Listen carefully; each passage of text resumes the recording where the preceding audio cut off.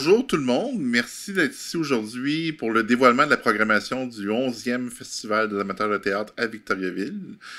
Cette année encore, le festival va être du 25 juin au 1er juillet. On a plein de beaux spectacles. Cette année, il y a 8 pièces en compétition.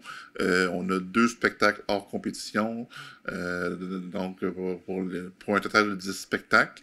Plus nouveauté cette année, le gala qu'on fait toujours à la fin du festival, le 12 juillet, pour la remise de prix, est ouvert au public et fait partie du passeport. Donc les gens vont pouvoir venir assister au gala. Ça va être un 11e événement qu'ils vont pouvoir venir voir. Cette année, on a une belle balance. On a un 50-50 de troupes anciennes, vétérantes, qui sont appréciées du public, qui reviennent nous faire de nouvelles présentations. Puis on a 4 nouvelles troupes, que c'est leur première présence, qu'on va pouvoir découvrir. Donc, pour tous les goûts, on a cette année encore une troupe d'aînés qui va venir de la France. Donc, on a une troupe internationale en volet de compétition qu'on a bien hâte de vous présenter. Puis sinon, beaucoup de comédie, un peu de drame aussi.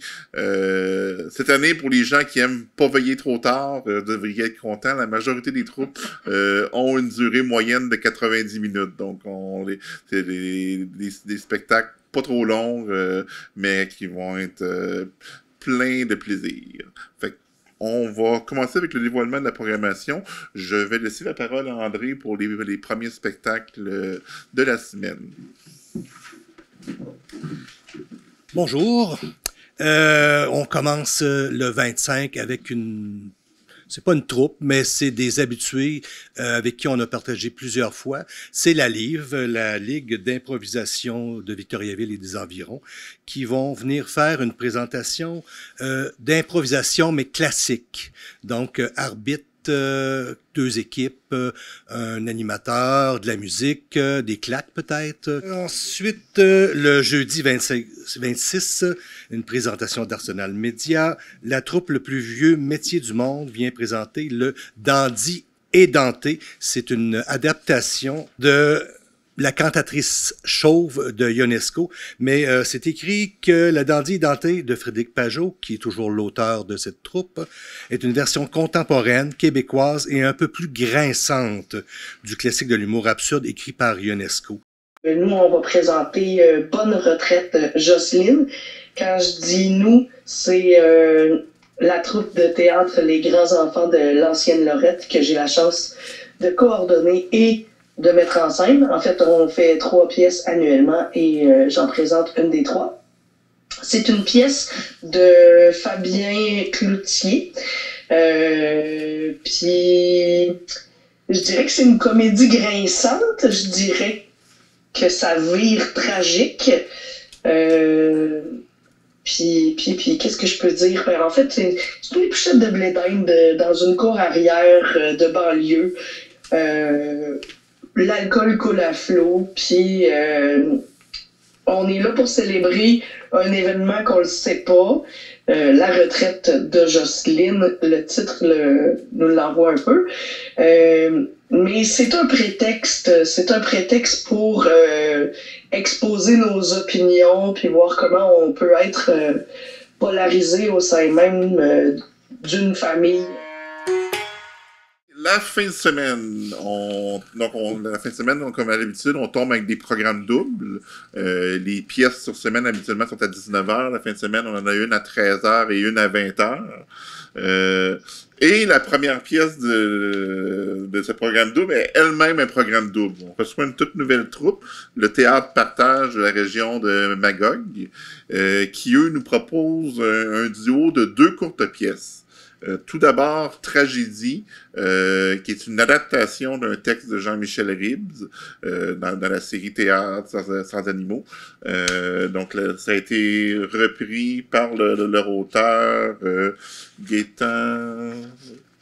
Oh, j'ai un blanc de mémoire. Gaétan Côté. Je m'excuse, M. Côté, si vous écoutez.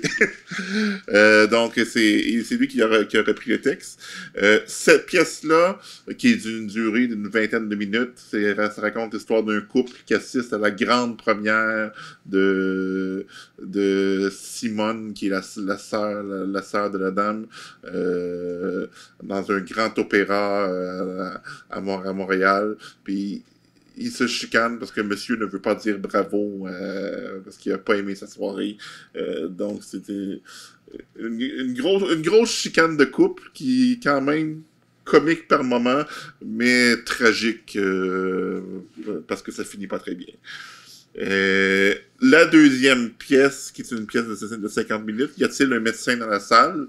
Donc, je vous dirais que ça dit ce que ça dit. Donc, ça se passe dans notre milieu hospitalier actuel. On voit des patients, on voit plein de choses qui se passent. Donc, j'ai l'impression que la troupe Partage va nous partager leur sens de l'humour et leur rire le samedi 28 juin en après-midi. Et en soirée, le 28 juin, on reçoit une autre troupe d'habitués, la troupe Bar Oblique, de la région de Montréal. C'est leur 4e participation au festival. C'est une troupe qui s'est mérité plusieurs prix jusqu'à maintenant, une dizaine de prix. L'an dernier, ils étaient en 3e place. Ils ont déjà gagné le coup de cœur du public et la première place aussi. Donc, c'est une troupe qui est bien aimée du public. Et fait très intéressant pour cette année, c'est notre dramatique. Et quand je disais qu'on avait beaucoup de comédies cette année, on a une seule pièce dramatique et c'est Bar Oblique qui nous l'offre. Donc, si les gens veulent quelque chose de plus, sans être lourd, mais de plus... qui apporte plus de réflexion, ben c'est ce jour-là qu'on vous invite à venir les voir. La pièce est classée 13 ans et plus. Ça raconte l'histoire de 2 couples qui se retrouvent à une rencontre pour parler d'un événement traumatisant. On ne sait pas c'est quoi l'événement, mais ça semble avoir modifié leur vie. Ensuite, on tombe avec notre 2e journée programme double, le dimanche 29 juin à 13h. On reçoit la troupe La Petite Réplique de Sherbrooke, une autre troupe qu'on est bien habitué de voir. C'est leur 6e participation au festival. Ils ont gagné plus d'une dizaine de prix eux aussi. Ils ont souvent le coup de cœur du public. Donc, on est habitués de leur travail. Ils vont nous présenter une comédie de Yves Amiotte, L'Intrus, qui est quand même assez connu au Québec. En gros, c'est une rencontre de famille. La jeune demoiselle présente son prétendant aux parents et c'est comment on peut dire, il clash dans le décor. En soirée, c'est la pièce qui va avoir fait le plus de chemin pour venir nous voir. C'est une troupe qui vient de la France, le théâtre à coulisses. Fait intéressant, l'an dernier, ils étaient parmi nous en tant que touristes. Ils sont venus au Québec juste pour voir le festival. Ça nous avait touché beaucoup. Puis ils ont tellement aimé leur expérience qu'ils ont décidé de soumettre un projet cette année. Donc, c'est la pièce Vieillir debout. C'est ce qu'ils appellent une ode à la vieillesse. Donc, on suit l'histoire de 4 vieux dans une maison de retraite. Il y a une fugue qui s'organise. Ça amène à la réflexion sur comment nos vieux vieillissent dans la société. Alors, le lundi 30 juin à 19h, on vous présente des petits nouveaux. Et quand je dis des petits nouveaux, c'est des petits nouveaux. Eux s'appellent, on l'appelle des comiques. Comiques pour comédie originale made in Québec. Ils nous viennent de Montréal. Et quand je dis des petits nouveaux, c'est que la troupe a été fondée fin 2022. Ça fait pas longtemps qu'ils sont dans le milieu. Eux viennent nous présenter la pièce Le Béret de la Tortue, des auteurs Jean Del et Gérald Cibléral. J'espère que je le prononce comme il faut. C'est une comédie d'à peu près 90 minutes. En gros, ça parle de ces 3 couples qui partagent une maison pour une semaine de vacances. Après avoir midi les uns sur les autres dans le secret de leur chambre, on les retrouve tous ensemble sur la terrasse Et je me fie ce qui est écrit chauffé à blanc. Le mardi 1er juillet à 13h, nous avons les comédiens de la Montérégie, encore une fois des petits nouveaux, c'est leur premier fois au festival, qui viennent nous présenter leur pièce Pour le meilleur et pour le pire de l'auteur Jimmy Doucet. C'est une comédie, encore une fois. Elle est classée, par exemple, 13 ans et plus. Ça parle de... les mariages doubles, à une certaine époque, étaient très populaires. Voici donc le mariage double le plus long jamais vu dans la décennie la plus colorée.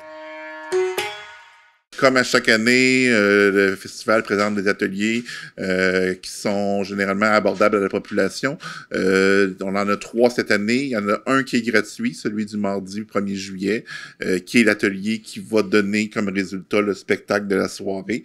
Donc, les gens qui vont être là le matin pour faire l'atelier vont revenir sur scène, présenter au public leur travail.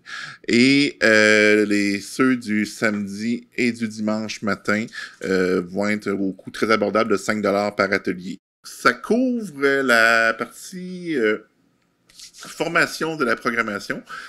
Il nous reste une activité dans le festival qui est à la fin de tout le samedi 12 juillet. C'est le gala. Pour en parler un petit peu, je vais laisser la parole à Gabriel, qui est du comité gala. Alors, encore une fois, cette année, il y aura le gala. Comme disait Simon, le gala va être présenté le 12 juillet à partir de 16h. Simon, il en avait parlé des tarifs tantôt, le vu qui est ouvert au public. Ouvert au public, c'est l'admission générale à 15 $, 5 $ pour les 12 ans et moins. Ceux qui ont bénéficié du passeport vont y avoir accès. Et le gala, comme d'habitude, la plupart, c'est là qu'on ramène au prix, hein, meilleurs comédiens, comédiennes, les comédiens de soutien, la mise en scène, la scénographie. Et la thématique cette année, c'est soyons fous, soyez créatifs. Pas plus de détails là-dessus, il faudra que j'en parle avec ma gang, là, si on en parle vite, parce qu'on va être en retard, ça dit tout, c'est bon. C'est ça. Ben, merci Gabriel. Donc, ça couvre vraiment ce qu'on a de préparé pour vous cette année. Ce que je peux mentionner au niveau de la billetterie, comme on disait, les spectacles, c'est 15 $ par spectacle et 12 ans et moins, 5 $. Donc, les gens peuvent acheter des billets individuels qui sont bons pour la pièce de leur choix. Donc, ils peuvent se faire une réserve de billets. Ou si quelqu'un qui pense aller voir au moins 4 spectacles dans le lot, on lui conseille fortement d'acheter le passeport. Le passeport est en vente à 55 $ jusqu'au 24 juin et durant le festival, il va être à 65 $. Donc, ça vous donne droit aux 10 spectacles en salle, plus l'entrée au gala. C'est quand même une grosse économie à ce niveau-là. Pour se procurer les billets ou les passeports, on peut tout simplement passer par le site web lepointdevente.com. Ça va être disponible à cet endroit-là. Ou ici même dans les cafés méridiens.